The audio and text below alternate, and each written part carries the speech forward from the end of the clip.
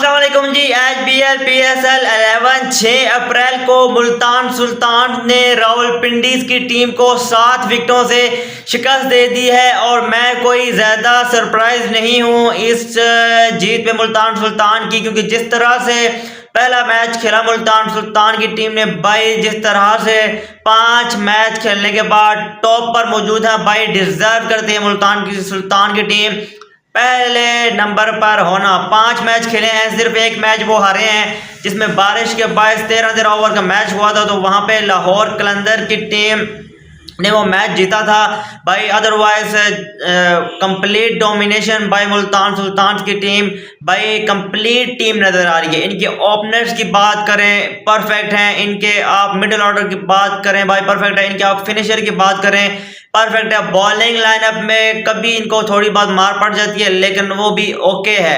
तो भाई इस सीजन में अगर 8 टीमों पर हम नजर डालें तो तमाम शोबों में जो कंप्लीट टीम हमें नजर आ रही है वो है मुल्तान सुल्तान की टीम।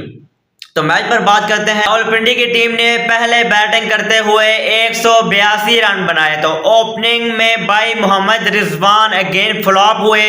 जगह उन्होंने रोक के रखी हुई है यंगस्टर की और खुद भी कुछ भी नहीं कर पा रहे हैं। साथ उनके थे यासिर खान। यासिर खान ने पहला मैच बड़ा अच्छा खेला था पेशावर ज़ल्मी के अगेंस्ट, उसके बाद यासिर खान भी ऑफ कलर नजर आ रहे हैं। पता नहीं रिजवान उनके ऊपर प्रेशर बना रहे हैं या उनको रिजवान की तरह खेलना पड़ रहा है या प्रेशर बना रहे हैं, कोई समझ नहीं आ रही है। ये तो अब ओपनिंग चेंज होगी तो हमें पता चलेगा कि मसला रिजवान में है या मसला यासिर खान में है। तो यासिर खान भी 5 स्कोर बना के आउट हो गए। रिजवान ने भी 19 रन बनाए 13 बॉलों पे। नीचे से फिर कामरान गुलाम ने भी कोई इतनी अच्छी इनिंग नहीं खेली। फिर आपके डैरन मिचेल आए, उन्होंने भी इतनी अच्छी इनिंग नहीं खेली। सैम बिलिंग ने रन बनाए, ये फॉरेस्टर ने रन बना दिए।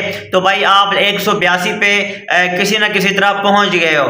तो भाई बॉलिंग की बात करें तो मुल्तान सुल्तान के पीटर सिडल थोड़ा सा एक्सपेंसिव गए। अरफात मिनास ने भी अच्छी बॉलिंग किया, नवाज को थोड़े से रन पड़े थे, लेकिन भाई इस पिच पे 182 पर फिर भी इन्होंने रावलपिंडी की टीम को रोका। तो मुल्तान सुल्तान बैटिंग करने आई तो भाई साहबजादा फरहान अगेन रुके नहीं, 18 रन उन्होंने बनाए। स्टीव स्मिथ को जल्दी आउट कर दिया मोहम्मद आमिर ने। फिर जॉश फिल पे आए, थोड़ी सी गहमा गहमी हमें देखने को मिली मोहम्मद आमिर और जॉश फिल्पे के दरमियान। जॉश फिल्पे ने अगेन भाई क्या इनिंग खेली है, 50 रन उन्होंने भी जोड़े। नीचे से शान मसूद आगे भाई फिर से ही भाई उस तरह से कंसिस्टेंटली के साथ जो है रन्स कर रहे हैं। फिर आपके ऑस्ट्रेलियन कैप्टन आ जाते हैं, उन्होंने भी भाई क्या कमाल की इनिंग खेली है। तो भाई कंप्लीट टीम नजर आ रही है मुल्तान सुल्तान की। और रावलपिंडी की टीम तो इस टूर्नामेंट में भाई मीम्स बनाने आई है। जिस टीम का कप्तान रिजवान हो और वो ओपनर हो तो फिर भाई आप उस जीत की तवक्को नहीं रखेगा, क्योंकि वो टीम सिर्फ लर्न ही लर्न पर यकीन रखती है। तो 4 मैच खेले पिंडी ने, चारों के चारों हार चुकी है। अगर आगे अपने 6 मैचों में 6 मैच अगर पिंडी हार भी जाए तो आप लोग सरप्राइज ना होना। अगर रिजवान ओपनर आया तो आपको ये रिजल्ट देखने को मिलेगी। अगर इन्होंने रिजवान को बिठाकर उस्मान ख्वाजा और यासिर खान को ओपनिंग करवाई तो फिर मेरे ख्याल से इनके जीतने के चांसेस बढ़ेंगे। तो बहुत बहुत मुबारक हो मुल्तान सुल्तान को, ये लाहौर का लेग खत्म हो गया है। आज कोई मैच भी नहीं है। अब कल 8 अप्रैल को मैच खेला जाएगा पेशावर ज़ल्मी का, जो कि भाई काफ़ी टाइम से लोग इंतजार कर रहे हैं कि पेशावर ज़ल्मी का मैच कब होगा। तो फाइनली कल 8 अप्रैल को पेशावर ज़ल्मी मैच खेलेगी। तो भाई अभी कराची में मैचेस होने हैं, आगे आगे देखते हैं कि कराची में किस तरह से टीमें परफॉर्म करती हैं। लाहौर में तो भाई डोमिनेट किया है मुल्तान सुल्तान ने।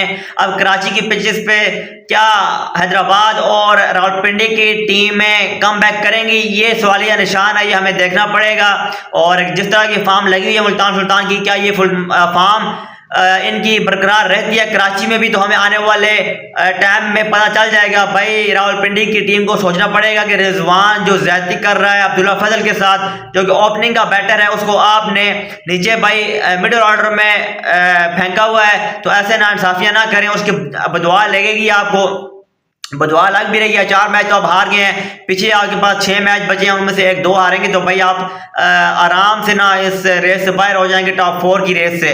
तो भाई आप रिजवान को बाहर बिठाओ ताकि कोई उस्मान ख्वाजा जिसको आप लेकर आए उसको ओपनिंग कराओ। यासिर खान को अपना बिठा देना, क्योंकि यासिर खान आउट हो रहा है वो रिजवान की वजह से हो रहा है। आप उसको उस्मान ख्वाजा के साथ ओपनिंग कराओ, भाई आपको वो इम्पैक्ट डाल के देगा लड़का। लेकिन सामने रिजवान होता है तो जिसकी वजह से वो भी आउट हो जाता है। आप बताएं कि रावलपिंडी की टीम कहाँ पे ज्यादा गलती कर रही है, रिजवान को खिला के गलती कर रही है, या उनके जो प्लेयर्स हैं वो अच्छी तरह से क्लिक नहीं कर पा रहे हैं।